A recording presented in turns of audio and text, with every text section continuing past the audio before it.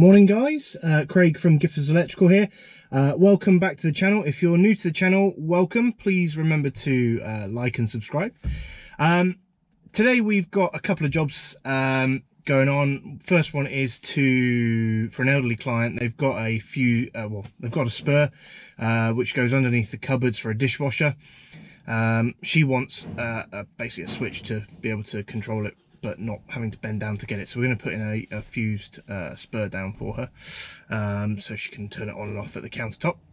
And then the second job today is basically run an additional extension socket off a customer's telephone line, and also install two aerial points. It's a rented property. It's previously had aerials in these rooms, but the stipulation for it is that it all needs to be removed, so they've cut it, removed it all and replastered. So we'll get cracking. I'll get my tools out into this job and yeah, get you guys in there.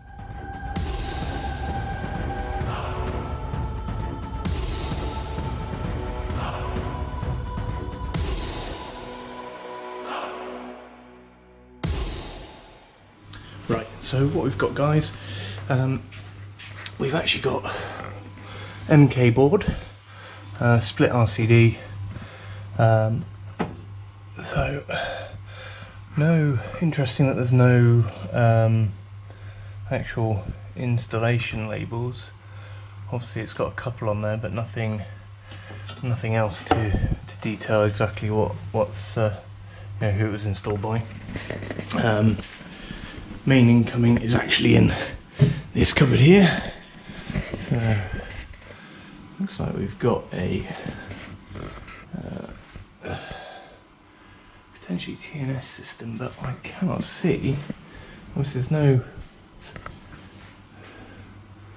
there's no earthing coming off it, so that's a little bit concerning. So I'm gonna have to open it up and take a look inside the actual board. But yeah, obviously looks like it's got another feed going to the neighbour.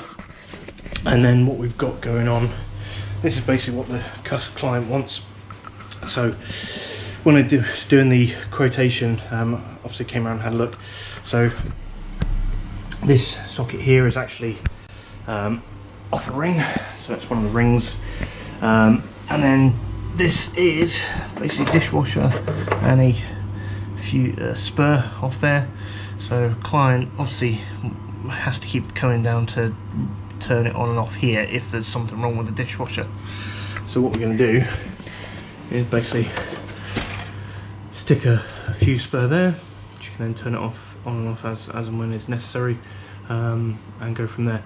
So I'm going to get set up, probably do some tests at the board first, but probably won't film that because it's a bit awkward to position the camera there. I've only got the basic tripod that come with it. I've still got to get a gorilla pod or something, whatever they call them. So yeah, back in a bit. So I've done a couple of checks.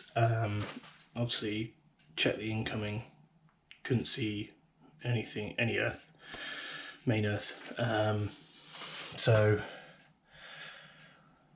took the cover off the board, and there's bonding for gas and water, but there's no main earth. And when I use the loop check plug from Q-Tech, you can see that it says obviously everything's connected, and it's saying doing a loop, obviously failing the loop test. Yeah, there is no, I can't find any main earth whatsoever. So that's some other news to give to the client. But yeah, it's all very strange. It looks relatively new inside. So we'll have a quick check on the board. I'll move you over to the board and then yeah, show you around. We've got the board. Obviously it's not a bad installation. Obviously there's no main earth whatsoever, but we've got a 10mm and a 16mm, and I've checked, they definitely go to the water and the gas. So I'm going to have to let the client know they're going to need to, obviously, to have that rectified really. Now the water, maybe it's the water and the gas are acting as the earth, because they are obviously metal into the ground. They're not. It's not a new build. It is a relatively old build, and everything goes into here. So I've checked that it is there. So obviously you've got your incoming for your water here, and that's joined on, and there's loads of supplementary bonding. So yeah, it's I mean, I did a PFC off the socket and we gained 9 amps, and the so the PSC was 9 amps, and the PFC was 551 amps. So, and it does register back a loop as well. So yeah, all a bit odd, but I'll get cracking. Obviously have to inform the client. Should be able to get you get you the obviously dead test stuff done.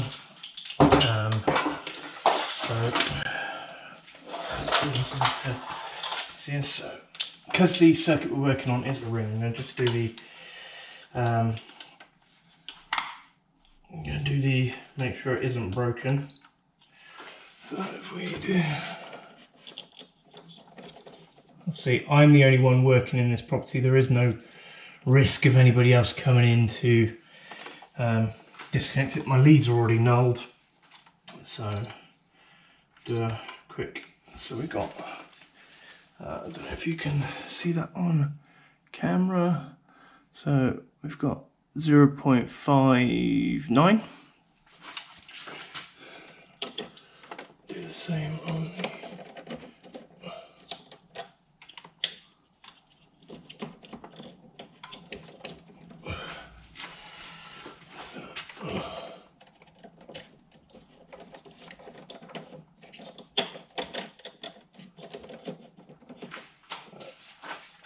And redo the test again on the neutrals. What we got? 0.59, so it's not. And then if we do our CPCs, we should have, because they're 1.5s, we should actually have 1.67, the difference. Let's just get that out of the way. Somebody didn't bother to cut down the bus bar, that's fine. Right. 0.59. So I'll do a quick.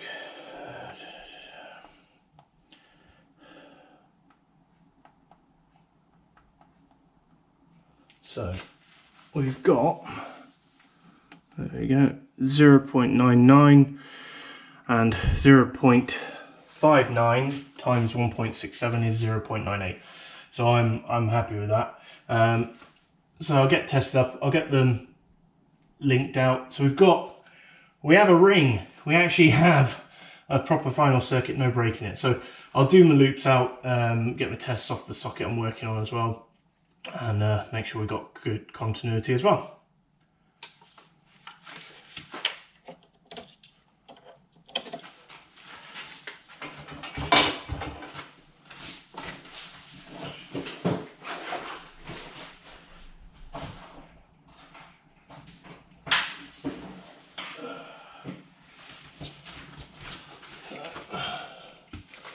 Which ones are we?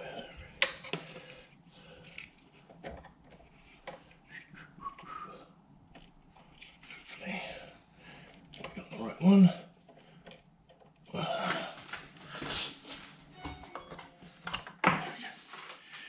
Cool.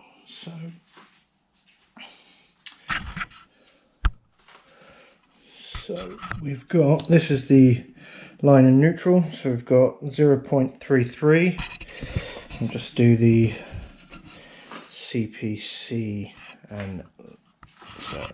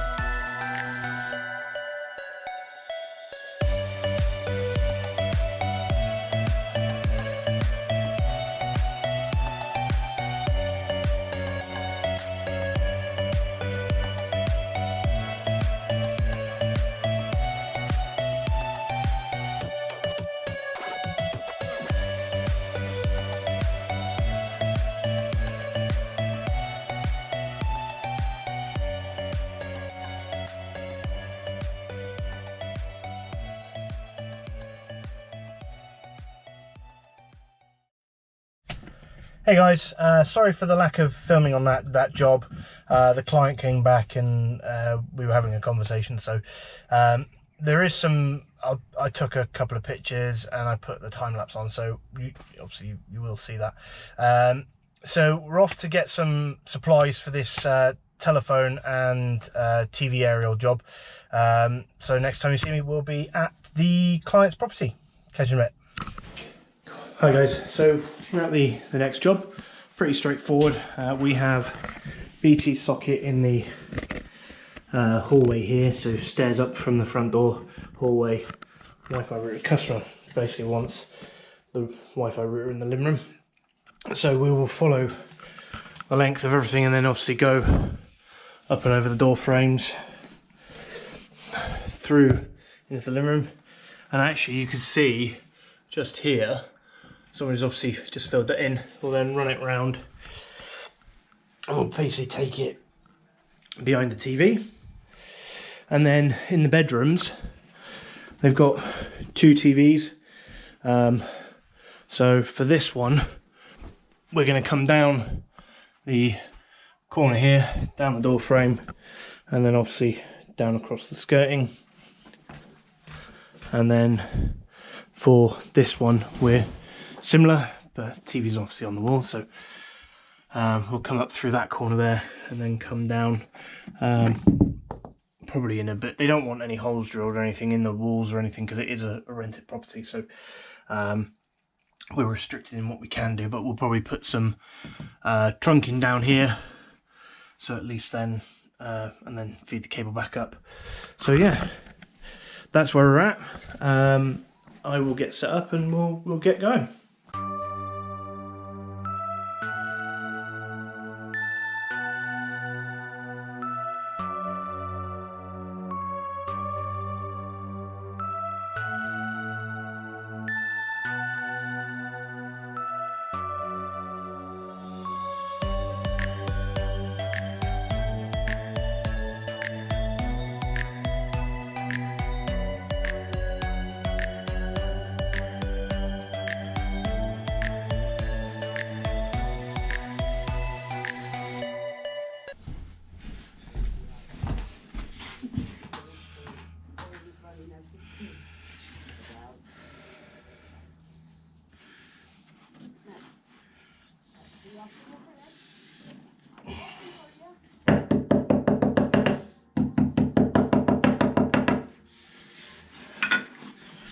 So because the client's already got a flush mount socket, I just mount the existing one next to it.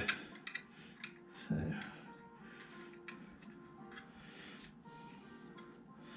already checked electrics run up, so no issues there.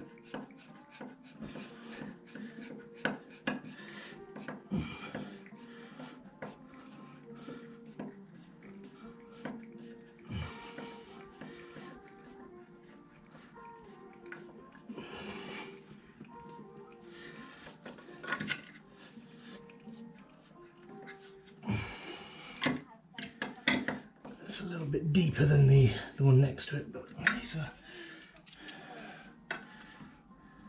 clients okay.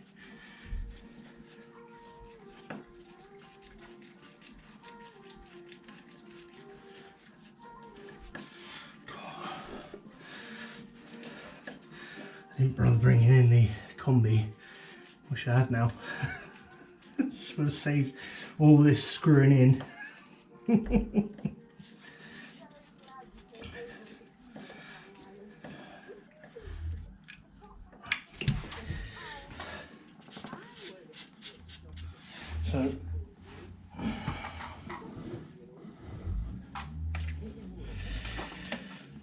So I'm going to just bring the cable through the bottom, leave a nice little loop, and then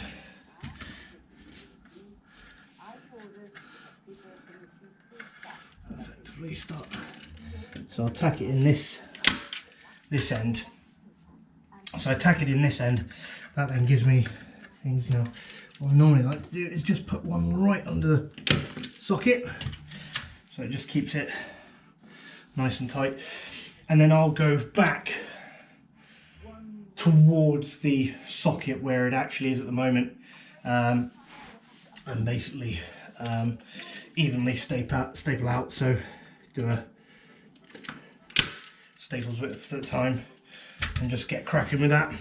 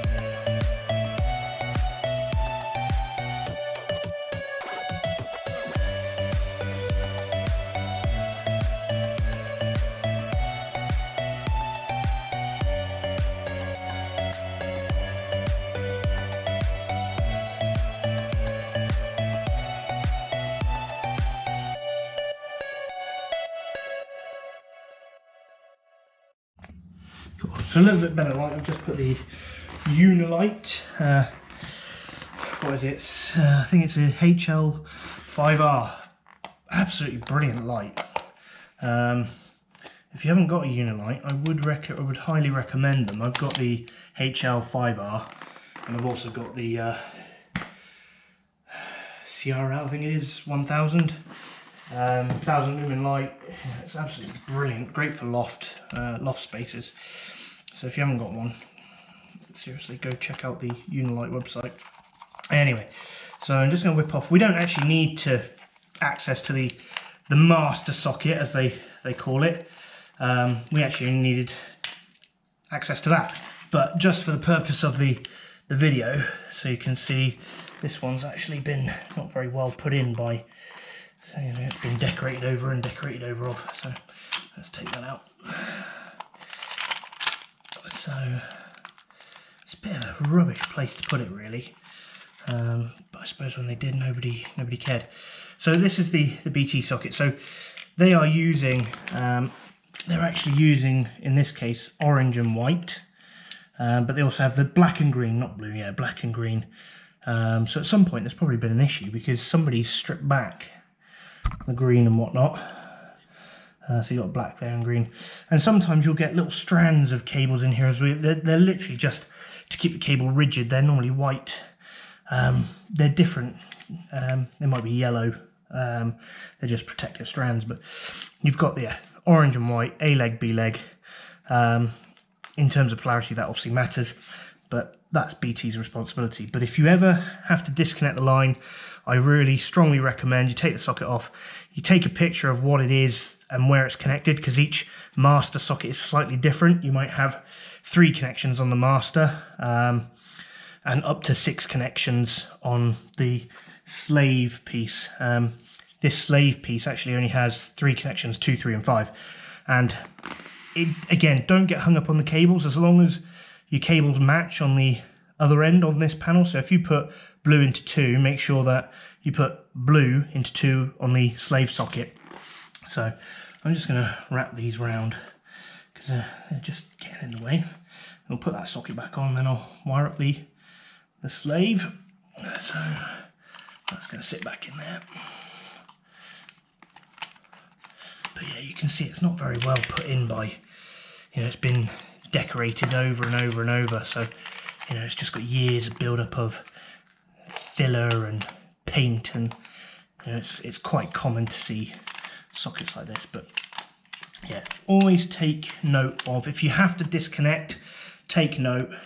Like I said, Virgin will use different colours, but the likes of BT, Sky, Talk, because they all use BT's infrastructure, or OpenReach's infrastructure, depends on how accurate you want to be, they all use the same colouring, and actually it will be OpenReach that comes out generally if there are any problems. So yeah, yeah, if you want to save yourself a bill, I suggest you take photographs of your incoming cables, unless you've got an eidetic memory, in which case you won't have any problems remembering stuff. Right, so that's back in. Let's pull you away a bit. So this is the socket we're going to use, and there's already a zip tie there, so I am going to utilise that zip tie where possible. No, it's not going to be possible. So what we got? So cable's going to come up here, and as you can see, somebody's obviously left the previous tack in place. So we're going to come up to there. I'm going to put the little staple in. There we go.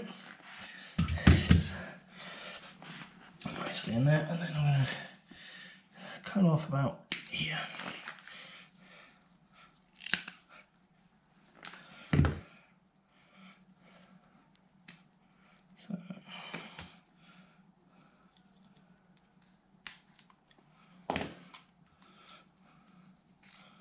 What will happen is that will then sit back in there like that. Now, I always start with the blues, so unwind those, because you don't actually, they're not like Cat V where you have to have them coiled up, you know, it's really not important. Now, I'll connect up the 3 wires, so we're going to use blue, white and blue, and then we'll probably use orange. It actually doesn't make any difference at all, as I said. The third one is what we call a ringer wire. So in the days of old where phones didn't have capacitors and you had extension sockets, you would have to have a ringer wire in order to cause the phone to ring. It was quite simple, really. But I always reconnect what should be there. So it's just the way, obviously, I've done my training. So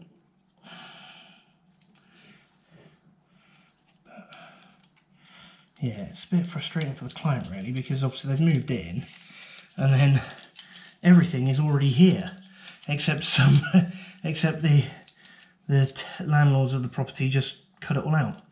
So again, it doesn't matter where I'm going to go, so I've come up, looped it round, so I've got a little bit to play with as well. So my orange is going to go in number 3, right? That is going to be my ringer wire. So, and then again, it doesn't really matter. Sorry about that, guys. The for some reason the GoPro said it had an overheating issue. So yeah, in the master socket I've used in number 2 is the blue, number 3 is solid orange, and number 5 is blue and white. And what you'll see on this slave socket, you've actually got pins 1 to 6. So we're going to use 2, 3 and 5. So I've already made off the zip tie. So I'll take that up. Got that. Oh, no, that's, there we go. Give myself a little bit more. Right.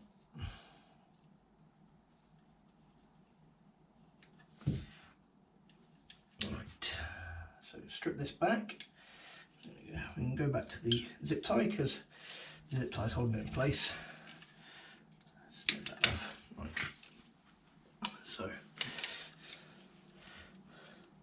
So yeah, if you had you know, if you had 3 pairs, you know, instead of the 2 pair wire or 4 core wire, you know, it's you had a more. A lot of people use obviously Cat5 cable for telco. Telco's really a dying, you know, with the introduction of mobile phones and obviously fibre now, you don't really need, you know, a lot of places you don't need a phone line anymore. You know, I wouldn't have one personally, except I need one for my internet, and that is the only reason I have one.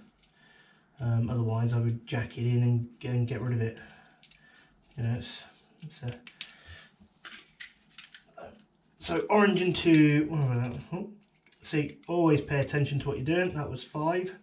So we're going to just flick it over and put it into number, so give ourselves a little bit of a loop. And we go into number 3 for the orange. So 3. And then we'll do the same again, but for the blue, and blue will go into number 2. And then this one will loop, but we're going to loop it the other way. And that will go into 5. So yeah, there we go. So, and then that can just sit nicely. If you get yourself a screwdriver, you can literally just wind it in. And as you wind it in, just leaves it a nice little coil that you're never going to use, but you can just tuck it down there, and there you go, nice and neat. So we've got blue, white and orange, and they go into 2, 3 and 5. Always give yourself, when you're fitting your cable in your socket, the easiest way to do it is take it up, loop it at least once, and then, you know, that is where you're going to zip tie it, because then that gives, you know, if somebody has to come back in the future, they've got, you know, they can take that off. There's plenty of slack, they can adjust it. So, you know, little tip for you, if you know, for those, you know, electricians out there, or not electricians, the guys that aren't electricians rather, or training, you know, it's just a nice little tip. Right. Don't screw this in, except I can't remember where I put the screws. So there we go, underneath my knee. Problem is, I wear knee pads, so I don't feel it when it's underneath my knee. Right.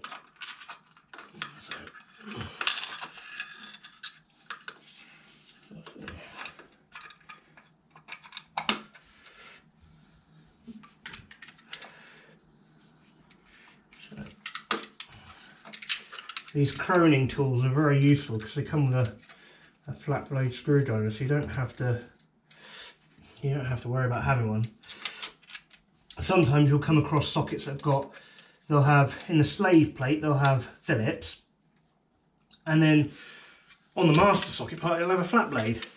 It's just complete inconvenience. What a pain. And that is telephone sorted. They don't have a phone line, well, they have a phone line, but again, they only use it, this client only uses it for the broadband. So we'll get everything switched on, put everything back. I'll give it a hoover, you obviously you don't need to see that, but we'll get it all plugged in, turned on, make sure it's working, and then we're on to the TV side of things. Hey guys, apologies for the lack of filming in the second part of the video. It was actually quite awkward I was up and down the ladder into the loft space and through the room, so just rather than obviously have you follow me around just looking at that, yeah, I didn't. I thought it best not to film it, but basically what we've done, the TVs, as you can see, they are now updating the information, so we know the aerial's good because obviously they're picking up channels. So for this one, at client's request, we've come across and it goes up the wall into the loft.